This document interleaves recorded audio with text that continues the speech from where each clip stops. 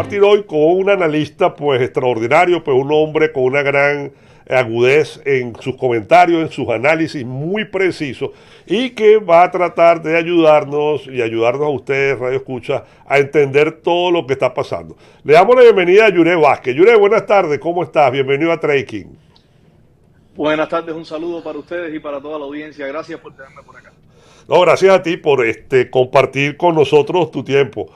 Yure, si has escuchado lo que estamos conversando, pues yo quiero escuchar tu opinión bien calificada de toda esta situación y este septiembre negro, pues como dice Francia, que vamos a tener que llamarlo. Yo pienso que lo primero a comprender acá es todas las anormalidades a las que el mercado se está enfrentando, pensando por una pandemia que creó una crisis en cuanto al abastecimiento que todavía sigue golpeando a nivel mundial, aunque ya hemos visto que esos datos están cediendo un poco.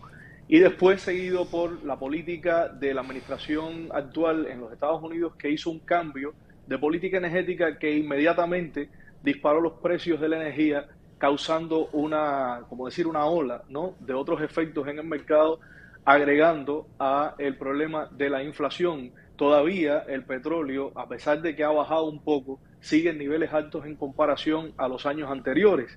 Y esa unión de todos los factores, de no solamente que todavía estamos pasando problemas de la pandemia, sino también el sector de transportación, las recientes huelgas que han habido en cuanto a lo que ha venido pasando también en lo que es el sector ferroviario y tal, siguen habiendo muchos factores que están poniendo una seria amenaza en la economía nunca antes vista.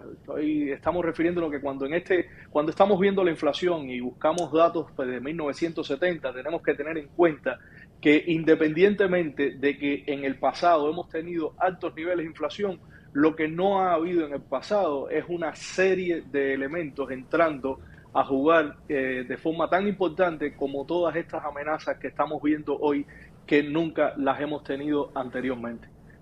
Oye, eso es interesante, porque no solamente tenemos entonces el problema inflacionario, sino todas estas cosas que está contando Yure. ¿Qué expectativa crees tú que tengamos mañana o que tienes tú, Yure, en esa reunión de la FED?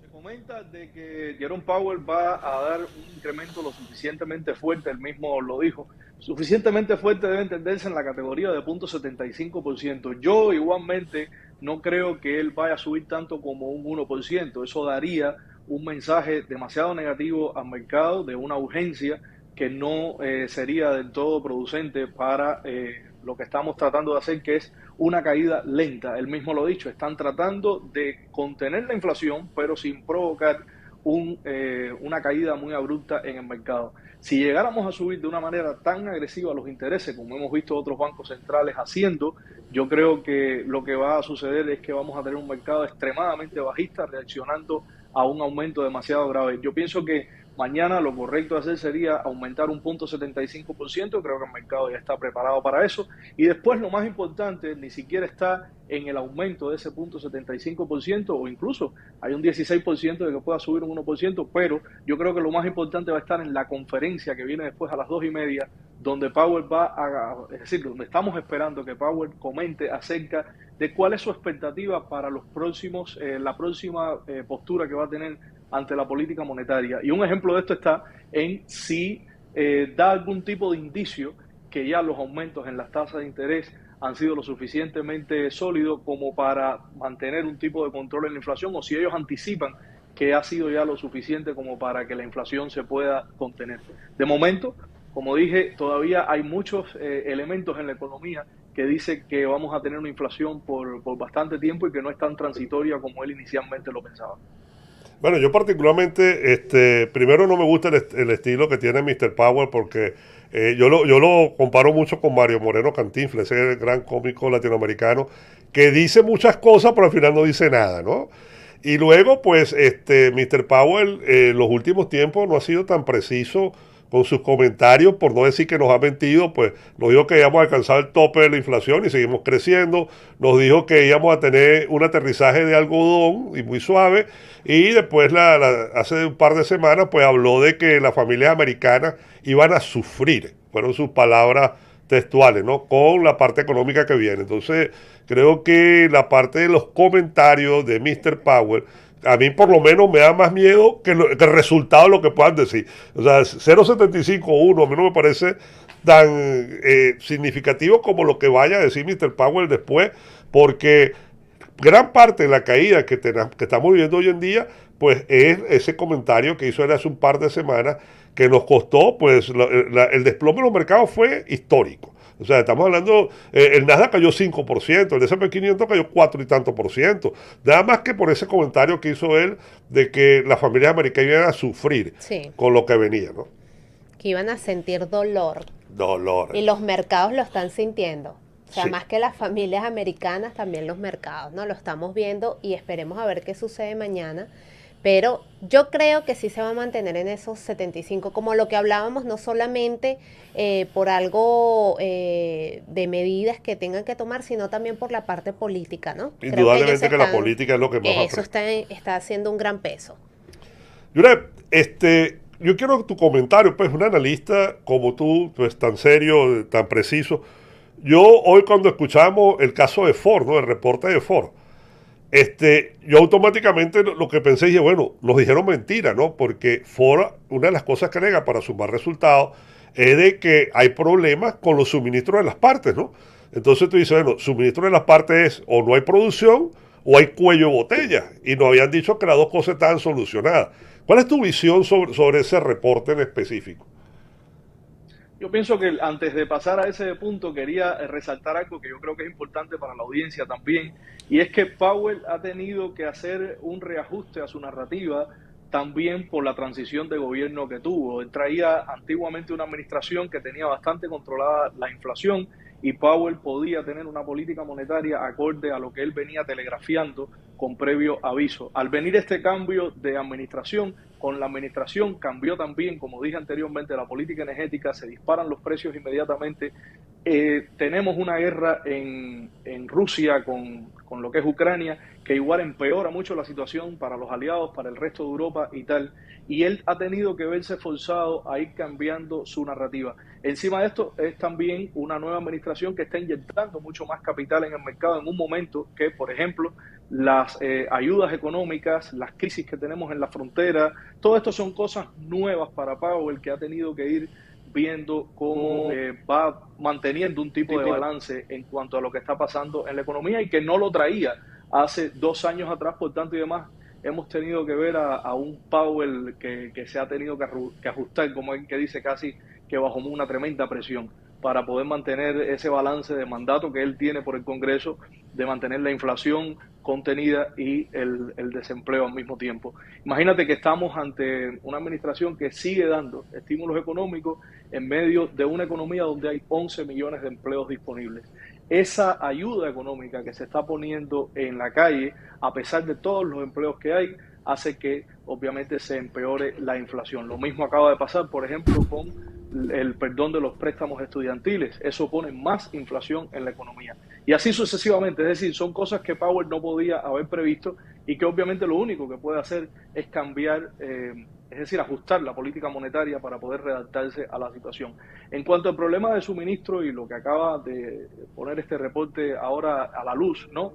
Es que ya estamos resolviendo parte de la situación que teníamos creada, pero todavía hay mucho por hacer y uno de los problemas más grandes que enfrentan estas compañías es el problema de los chips, la parte tecnológica, que hoy en día hay una integración por una exigencia de lo que es las emisiones de gases y tal, que hace que tenga que cambiar completamente la dinámica de producción y obviamente no tenemos la infraestructura en Estados Unidos todavía. Ahora es que se están estableciendo esas infraestructuras para poder suministrar no solamente la salida del inventario de hoy, sino lo que se proyecte a futuro. Esos Y chips aquí se producen sobre todo en Taiwán, ¿verdad, Yurep? sí, acuérdate que China controla casi todo lo que son los materiales raros que se utilizan la gran mayoría para lo que es la producción de baterías y tal. Encima de eso tienes un conflicto en Ucrania que es también un país extremadamente rico, que creo que parte del conflicto a mí me parece que el Vladimir Putin ha sido como decir como se diría antiguamente en la mafia, el brazo asesino de China, ¿no? Porque Vladimir Putin hace algo que China en ese momento no podía hacer porque iba a quedar muy mal visto, no tenía justificación. Sin embargo, Putin, por la reintegración que le permite la historia hacer, que obviamente no es que se lo permita, simplemente que él se da el lujo de justificarse con eso, hace que se le pudiera abrir la puerta a Rusia para que entrara a Ucrania. Y con esto hacen compromisos bastante sólidos con China para que se pueda posicionar a través de Rusia a futuro en el acceso no solamente a la puerta de Europa, sino también a todos los minerales extraños que hay allá, los minerales raros, que es como se dice realmente la palabra, para poder seguir produciendo todo este tipo de material y contenido que viene. Yo creo que el cambio de política energética, si bien va a ser favorable supuestamente para el clima, yo creo que para la economía de los Estados Unidos no va a ser tanto por la dependencia que vamos a tener, sobre todo en China. Ahora, hay varias cosas que queremos Sí, hablar, Nuria. sí. Yo me acordé de Pelosi y todo, el viaje a Taiwán Sí, estratégicamente. ahí hay muchas cosas, ¿no? Vamos a comenzar por ese bloque tan peligroso que se está creando entre China y Rusia, pues. Fíjate que Rusia, a raíz de las sanciones, en una medida, pues, que muchos vieron como una bravuconada, pero se demostró que no fue así, dijo, bueno, si ustedes quieren comprarme petróleo, recuerden que Rusia es el segundo productor de petróleo del mundo, tienen que pagarme en rubro, ¿no? Ok, Europa, pues, se plegó a las sanciones, no le pagó, no les compró, y vino China y le dijo, tú tranquilo, yo te compro todo el petróleo que tú produzcas y te pago en rubro, pues. O sea, yo no tengo problema. Entonces hay que ver, pues, las reservas económicas o las reservas petroleras que está manejando en este momento China, y que eso puede crear un desequilibrio muy grande, pues, como tú hablas, a nivel energético. Porque si los rusos son difíciles de manejar el negocio, pues yo creo que los chinos son mucho más, ¿no? Así mismo es, yo creo que ya China dio una demostración en el año 2009 cuando empezó a comprar todo el cemento del mundo entero y hacer contratos con todas las plantas productoras de cemento. El cemento se disparó y eso provocó un caos en cuanto al material a nivel mundial. Lo mismo está pasando ahora. China tiene un poder bastante representativo en la economía, no solamente local de ellos, sino también a nivel mundial. Y cualquier tipo de influencia que pueda ejercer es bastante contraproducente y puede ser muy representativa. En el caso de esta movida política que acaban de hacer ahora, es bastante conflictivo para Estados Unidos porque exige que se le pague el petróleo en una divisa que no es el dólar. Y como bien sabemos, desde el año 70, cuando se hizo el cambio de integración y tal, una de las estrategias de Estados Unidos fue ir a Arabia Saudita y decirle que tenían que pagarle el petróleo en dólares. Con eso se logró la hegemonía del dólar y pudo Estados Unidos separarse de la política del oro y así seguir creciendo. Una vez que ya tienes un país desafiando esta hegemonía, pues representa un problema bastante grande para Estados Unidos, y encima tienes a un presidente que podía hacer estrategias para contrarrestar esos efectos, para poder detener la guerra de Rusia y Ucrania, y sin embargo no lo hizo. ¿Y cómo podía hacerlo? Pues simplemente activando las reservas petroleras de los Estados Unidos y inundando todo el mercado con petróleo, reduciendo los precios del petróleo de forma tal de que Rusia no tuviera tanto poder para influenciar sobre Europa y de esa manera no tener tanta capitalización, que históricamente ha tenido mucho más capitalización después de la guerra que antes, a partir de solamente la venta de petróleo. Entonces, hay muchos factores aquí influenciando que obviamente son contraproducentes para los Estados Unidos, y hemos visto un fortalecimiento de China, de Rusia, de Irán y países que van en contra de los intereses de los Estados Unidos, y obviamente eso también es un problema que hay que tener en cuenta desde la perspectiva de inversionista, ni siquiera por el tema político como tal, sino desde la perspectiva de inversionista. Y después tienes un país adentro internamente que está dividido casi en la punta de las elecciones, donde muchos patrones de conducta humana están prediciendo que incluso se pudiera dar el escenario de una guerra civil acá en Estados Unidos. Entonces, hay muchas cosas por las cuales los inversionistas deberíamos estar alerta en este momento, no solamente la inflación. Y una guerra civil que definitivamente beneficiaría a China, ¿no? Así que estuve leyendo también de eso que China él está siempre está al hablando. acecho. Por eso, China siempre está esperando su momento. Yo creo que él siempre está ahí al ataque. Vemos como ha adelantado en todo, incluso pues ya tiene su moneda digital y todo, va un paso adelante, así que esa guerra civil definitivamente, que he escuchado ya de varios analistas, no solamente ahorita, pues sería muy positivo para China, incluso pues podría impulsarlo, ¿no? Así que esperemos a ver qué sucede, ojalá que no lleguemos a esos extremos, pero sí pudiera ser, es verdad, hay que estar muy atentos. Sí. Y ahora vemos, y todo lo que tú estás comentando pues es bien pertinente, vemos la crisis que se ha suscitado en Europa producto de la energía, pues la dependencia excesiva que tenían países como Alemania, pues una economía tan fuerte como la alemana, pues tenía una dependencia de ese gas ruso tremenda, ¿no? Y los rusos fueron jugando con el gasoducto, todos los días se le echaba a perder una turbina, hasta que bueno, lo cerraron y ya, pues, y vimos cómo se disparó la energía en Europa en pleno verano, pues yo tengo familiares en España y me cuentan que tienen que prender el aire un ratico. O sea, porque la factura se cuadruplicó, la factura eléctrica, ¿no? Muchas ciudades, pues el alumbrado público los han mandado a suprimir porque no pueden manejar los niveles de precio de la energía. ¿Qué salida le ves tú a esto, no? Porque la guerra definitivamente es una guerra sui generis, ¿no?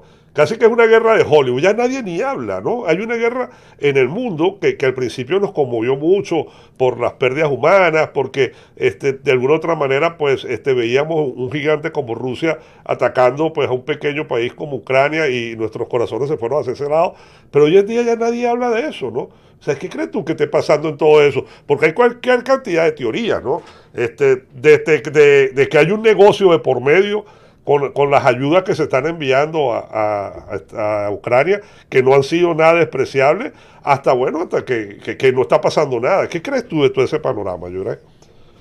Mira, las guerras siempre han sido conocidas por ser un gran negocio y eso no es nuevo.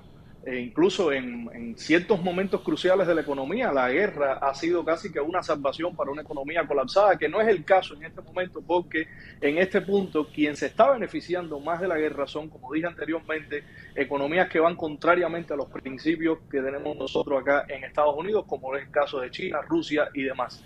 Lo más importante, pienso yo, en este momento está en enfocarse en lo siguiente. Número uno, esto que está pasando ahora no es un acontecimiento de este momento, es un acontecimiento que venía caminando desde hace mucho rato, desde la presidencia de Obama, donde desde aquel entonces ya China estaba tratando de quitar la hegemonía del dólar, pidiendo a otros países que se le pagara en yuan en lugar de que fueran los pagos en dólares. De hecho, China siempre quería comprar el petróleo, ya desde aquel entonces quería comprar el petróleo de Arabia Saudita en yuan.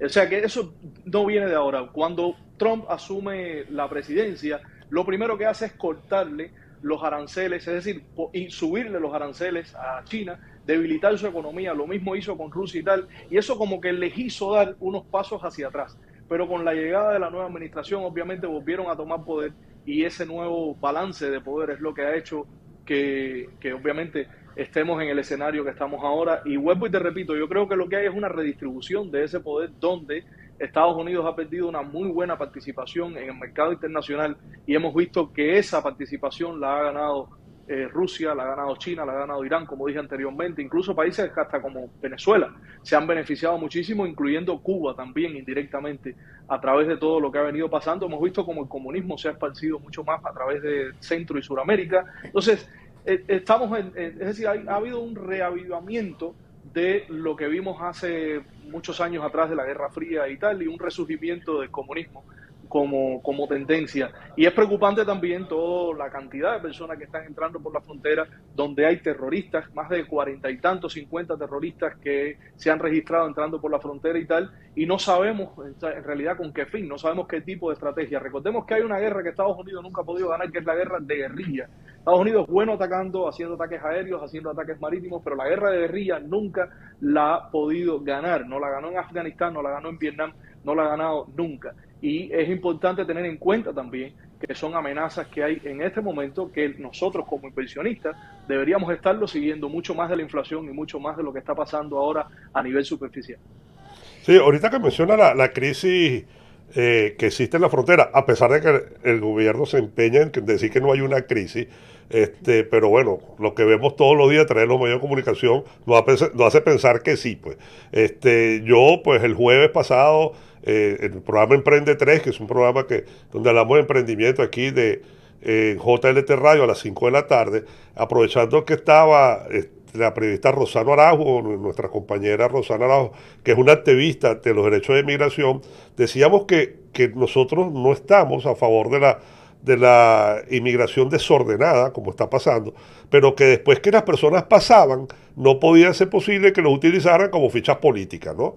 Y entonces te paso por un lado y te paso para otro, y te monto en un avión y te tiro en otra ciudad. O sea, creo que eso, pues, en defensa de los inmigrantes. Yo como inmigrante, pues, no puedo estar de acuerdo con eso.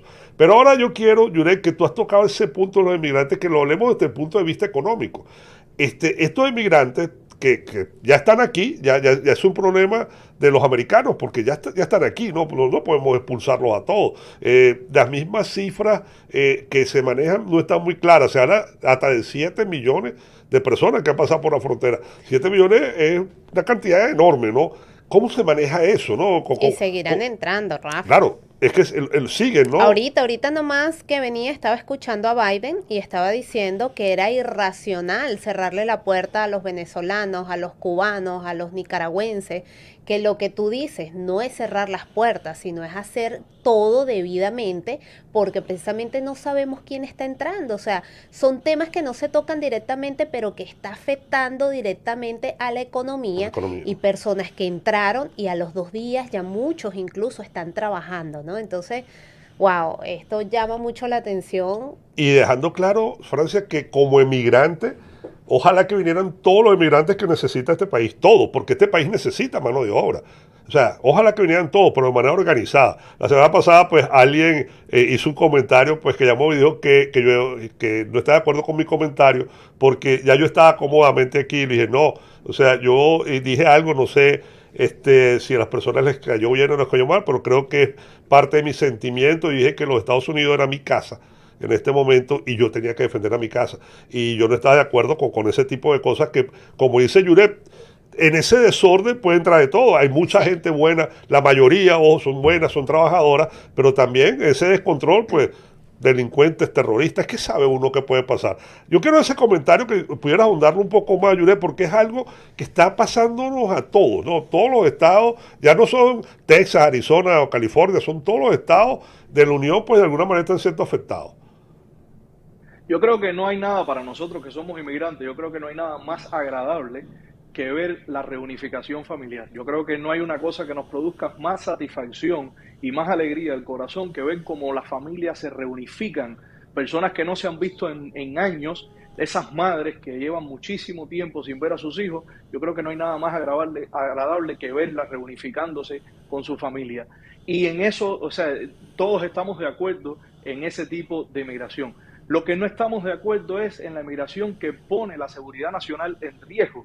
Y no sabemos, entre todas esas personas que vienen tratando de reunificarse con sus familiares o buscando un mejor destino, buscando una mejor vida, no sabemos el total de la cantidad de terroristas que están entrando por la frontera. Solamente contado, se han registrado más de 40 o 50 terroristas conocidos que habían sido deportados con una trayectoria terrorista en los Estados Unidos. Imaginémonos cuántos más no habrán entrado que ni siquiera sabemos o no tenemos récord de ellos. Es ahí donde está el problema, la seguridad nacional. Obviamente no estamos en contra de la inmigración, no estamos en contra de la reunificación familiar. Lo que estamos en contra es de que haya algún tipo de vulnerabilidad, porque sabemos que tanto China como Venezuela como Cuba, desde los años 70 Rusia tiene planes, desde la existencia de la KGB, Rusia siempre ha tenido planes a largo plazo de poder de alguna forma adentrarse en las entrañas de Estados Unidos y poder cambiar el sistema para su favor. Hay que tener en cuenta que Estados Unidos es el país con más bases militares en el mundo entero, por tanto y demás, siempre va a ser un objetivo militar para cualquier país que tenga algún tipo de animosidad con Estados Unidos. Y países que tienen animosidad con Estados Unidos hay muchos, está Irán, está China mismo, está Rusia, está Afganistán, por ejemplo. Entonces, hay tantos países amenazando la estabilidad nacional que podrían utilizar este momento de esta apertura en la frontera para penetrar personal de tierra, personal de guerrilla y desestabilizar incluso las elecciones, desestabilizar incluso todo lo que es con revueltas y con muchas cosas. Es decir, aquí no se trata de la inmigración, aquí se trata de qué está entrando por la frontera, que no tiene absolutamente nada que ver con la inmigración y que tiene otro tipo de agenda. Por ejemplo, vimos cuando las protestas de Black Lives Matter, toda la desestabilización que se creó. Y los creadores de Black Lives Matter, las creadoras, las fundadoras de Black Lives Matter son marxistas, leninistas. ¿Qué nos dice a nosotros que no ha continuado ese movimiento y que como mismo se penetró la conciencia en las universidades, que se ha venido penetrando acá todo el tema este del comunismo, el socialismo y tal? ¿Qué nos dice a nosotros que esto no es una segunda fase ahora de que están entrando por la frontera personal militar que vaya a ejecutar en el terreno americano? Nada nos puede garantizar que no sea así.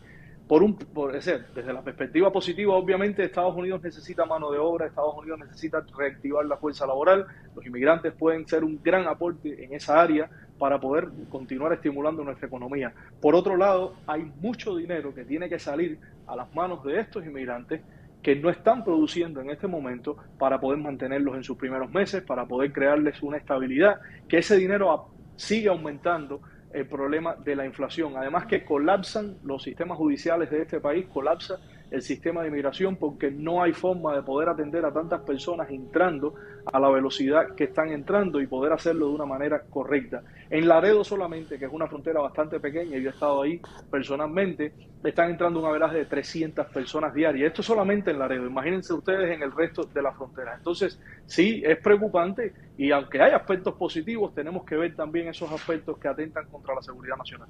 Sí. Yura, yo quiero pues aprovechar tu oportunidad que estás aquí y tú eres experto en el mercado Forex para saber tu comentario pues y la perspectiva que tú ves sobre esta caída del euro. Pues el euro para ellos hasta psicológicamente, pues bueno, vamos a hablar de la parte económica también, mantener la paridad con el dólar pues siempre fue importante y últimamente pues ha caído y le ha costado levantarse y pareciera que la economía en Europa está mucho más golpeada que la economía americana. ¿Cómo ves tú esa parte desde la perspectiva de ser un especialista en este mercado de intercambio de moneda? En el invierno y va a tener una de las, es decir, todavía Europa no está viendo el impacto negativo que puede tener lo que ha venido estando, a lo que ha venido estando expuesta con el tema energético. Ahora es que está entrando Europa probablemente en una de las peores recesiones que vaya a encontrar en su historia. Por tanto y demás, yo creo que el euro todavía le queda un poco más para seguir debilitándose y obviamente de todos los países en este momento Europa es la más expuesta de lo que está sucediendo. Claro, eso es malo para la economía, porque la economía americana, pues al caerse el euro, pues va a encarecer las exportaciones y eso pues va a disminuir las ventas. Yuret, de verdad que cuando uno tiene un invitado Sí, de tu ¿no? calidad, pues el tiempo pasa volando, ¿verdad? Necesita uno más tiempo para hablar, No, hablar y eso. sobre todo en el tema de inversión, que él decía que todo lo que está pasando es importante en el tema de inversión y que debemos diversificar incluso en los bancos, Rafa, no colocar todo el dinero en un solo banco porque estamos viendo incluso lo que pasó en el Líbano, que les hicieron un corralito, las personas protestando para poder sacar su dinero, así que estamos en un momento clave que cualquier cosa puede pasar y definitivamente tenemos que prepararnos como ciudadanos y como inversionistas. Definitivamente. Yuret, quiero que me comentes de tus actividades. Tú tienes un programa educativo excelente, de verdad te felicito, de muy alta calidad. Quiero que me cuentes qué tienes, qué novedad tienes con esa parte, con tu academia, con todos esos planes educativos que constantemente tienes. Nosotros seguimos trabajando en aumentar nuestra membresía y seguir educando a partir de este programa donde todos los inversionistas nos damos citas para poder compartir este tipo de análisis. Por ejemplo, hoy mismo a las 9 de la noche hacemos un Zoom todas las semanas donde compartimos todos estos temas y los debatimos y tal, y vemos cuáles son las posiciones que pueden ser favorables para poder crearnos un tipo de apalancamiento en cualquier cosa que pueda pasar entre todas las variantes de la economía. Lo más importante que siempre le digo a los miembros del programa nuestro, y lo quiero decir también para tu audiencia, es saber que no importa en qué tipo de economía estemos y no importa ante cualquier situación que nos vayamos a encontrar, siempre hay activos que se benefician, siempre hay activos que tienen correlaciones negativas y positivas y ante una caída o un aumento en el mercado, siempre vamos a tener correlaciones negativas y positivas de las cuales nos podemos beneficiar. Incluso esas personas que no quieren estar tan activas pueden hacer también hedging y proteger sus posiciones y estar bien cubiertos sin tener que caer en el pánico. Acuérdense siempre que el pánico nunca es una buena estrategia. Lo más importante es saber cómo uno se puede tomar oportunidad independientemente de cualquiera que sea el acontecimiento que está llegando. Y eso es básicamente en lo que se trata nuestra membresía. Debatimos, comentamos, cada uno da su opinión, hacemos un balance general de lo que va a suceder en la semana, tomamos posiciones basadas en los acontecimientos y tratamos de buscar oportunidades independientemente de lo que esté pasando. Donde se mueve el dinero, ahí nos movemos nosotros. Bueno, no tienes ningún tipo de actividad gratuita, tú siempre tienes por ahí una semana gratuita, algo de esto donde la gente puede aprovechar pues para aumentar sus conocimientos. Sí, de momento las personas pueden ir a wallstreetba.com y pueden tener 7 días gratis, explorar nuestra membresía, también ser parte de estas reuniones que tenemos semanalmente todos los martes a las 9 de la noche. Y obviamente si les gusta, pues permanecen con nosotros, si no, sin ningún compromiso, pueden cancelar cuando deseen y por lo menos exploraron la membresía, exploraron el contenido educacional que tenemos ahí dentro. No tienen que tener experiencia previa porque hay un contenido educacional muy bien desarrollado, incluso para las personas que no entienden el lenguaje, puedan ir absorbiéndolo y adentrándose en este mundo, dando pasos desde el inicio, que pueden ser pasos también muy sólidos porque obviamente el contenido va, a medida que va evolucionando la persona a través del programa, el contenido se va poniendo cada vez más interesante.